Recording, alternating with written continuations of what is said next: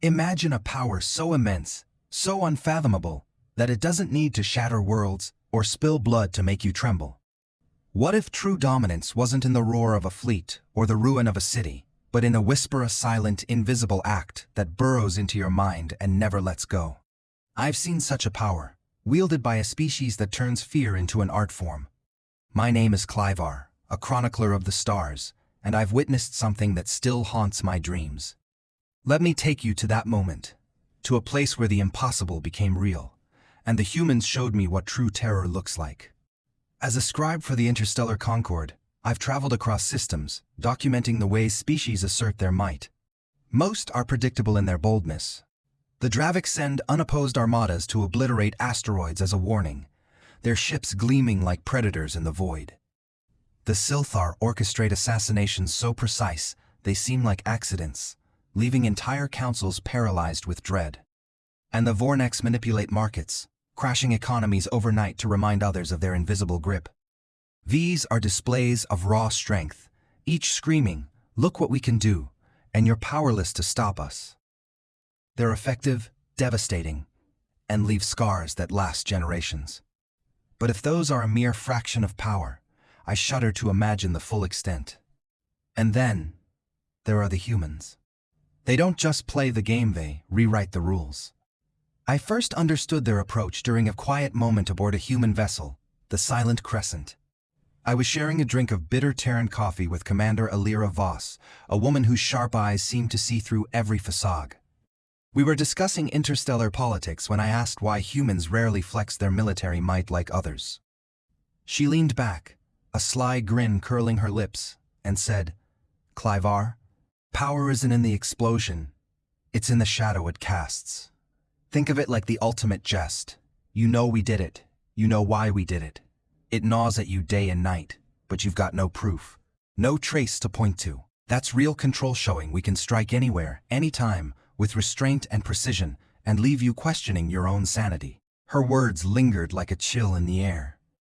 Subtlety, she explained, was their weapon of choice, a blade so fine it cut without being seen.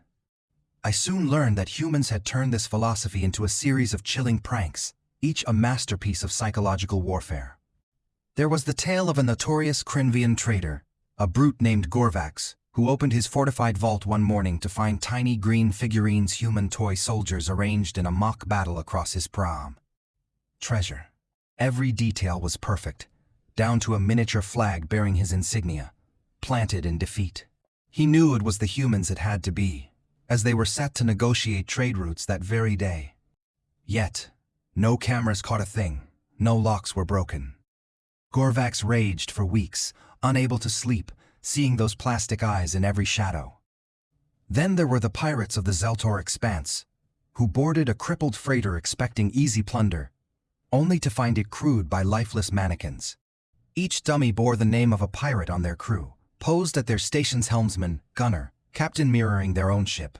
The pirates fled, whispering of curses, their bravado shattered without a single shot fired. Another incident, whispered in hushed tones, involved a defiant Ranchik warlord, Prince Tyker. His palace flag, a symbol of his lineage's pride, vanished overnight. No guards saw a thing, no alarm sounded, yet the flagpole stood bare at dawn. Only a handful of witnesses swore they saw human silhouettes in the moonlight, but who would believe such a tale? Those who heard it dismissed Tyker as unhinged, his credibility crumbling as he ranted about unseen thieves. And then, there was the incident I heard of later, a human envoy visiting a hostile system left behind a single, ancient Terran coin in the warlord's private chamber, placed precisely where he'd find it upon waking grass. No message, no threat, just a coin. The warlord cancelled his planned aggression within hours, pale and trembling. These acts weren't just pranks, they were declarations of omnipotence, leaving no physical scars but carving deep into the psyche. Yet, for all these stories, nothing prepared me for witnessing a human show of force firsthand. It happened in the shadow of the Angloran homeworld, a planet of crimson seas and jagged spires, orbiting a luminous moon they revered as a deity. I was aboard the Silent Crescent again, part of a cloaked human fleet hovering 1,000,000 kilometers from their world. Simply revealing ourselves would have broken lesser species. Hundreds of warships materializing from nowhere is a universal language of dread. But the Angloran were different. Their oligarchs had stoked a fire of expansionist zeal, their people chanting of ancient conquests and a destiny to claim the stars. Their sacred moon, glowing like a beacon in their western sky, was their symbol of progress, their guide to glory. They called on their ancestors' spirit, vowing to march west toward human space and beyond, starting their campaign that very night. From our vantage, I could see the Orion arms, bright lights shimmering, a taunt to their ambition. Commander Voss stood beside me on the observation deck, her gaze fixed on the planet below. We spoke softly, she murmured, her voice low and deliberate. Now we show off our big stick. I didn't understand at first. I stared at the Angloran world through the viewport, its surface a mosaic of sprawling cities and crimson oceans, the moon a radiant pearl above. It looked unchanged, unremarkable. Minutes ticked by 10, 20, 30 and I felt a fool for expecting something grand. Then, an hour into my vigil, a tremor of realization hit me. My eyes darted to the moon again, tracing its path. It was wrong. Impossible. The moon, it was moving backward. For one full orbit, the humans had reversed the sacred moon of Angloran. I couldn't fathom the technology, the audacity, to alter a celestial body's course so seamlessly.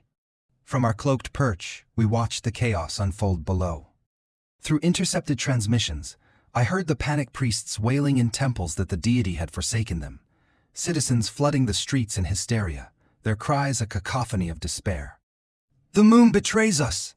one voice screamed. A high priest, his tone breaking with terror. "Our ancestors turn away!" Another sobbed, a mother clutching her young. Leaders scrambled in their war rooms, scientists babbling about gravitational anomalies, unable to explain what their instruments refused to confirm. The unending symbol of their progress, their divine guide, was unraveling their history before their eyes. Tides surged erratically, flooding coastal shrines, as if the planet itself wept. I stood frozen, my own mind reeling. How could such a thing be done? How could a moonagod to these people be toyed with like a child's bauble? Then, as silently as it began, the moon's orbit corrected itself. It resumed its ancient path, glowing as if nothing had occurred. The tides settled, the crimson seas calmed, and the crowds below dispersed, shell-shocked and silent. I thought that was the end, a statement so profound it needed no epilogue. But humans, as I've learned, never leave a lesson half-taught. A single transmission crackled from the silent crescent to Angloran High Command, Commander Voss's voice cold as the void itself. "Settle down, or next time it's gone." 5 words, yet they carried the weight of a supernova. I could only imagine the oligarchs' faces, their warmongering dreams crumbling under the threat of losing their sacred moon forever. In the quiet that followed, I lingered on the observation deck, staring at the new still moon. The Angloran campaign never launched. Their fervor turned to fear, their leaders silenced by an enemy they couldn't see or fight. I felt a strange mix of awe and unease. Humans hadn't fired a weapon, hadn't destroyed a single structure, yet they'd broken a world's spirit with a gesture so subtle it defied comprehension. Commander Voss's words echoed in my mind. Power is in the shadow, not the strike. I'd seen brute force before, fleets and ruin, but this was something else. A reminder that true dominance doesn't need to be loud to be deafening. As I record this tale, I can't help but wonder what other feats humans hide in their arsenal. What other impossible acts linger in the shadows of the stars, waiting to unravel minds and rewrite destinies? I've seen their art of fear, and I know I'll never look at the night sky the same way again.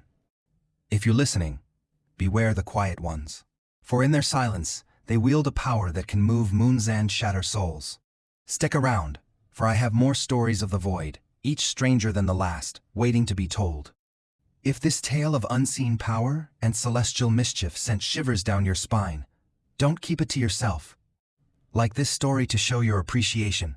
Drop a comment with your thoughts. Have you ever witnessed something so subtly terrifying? Share this with your friends to spread the word of humanity's eerie artistry, and subscribe for more gripping stories from the stars.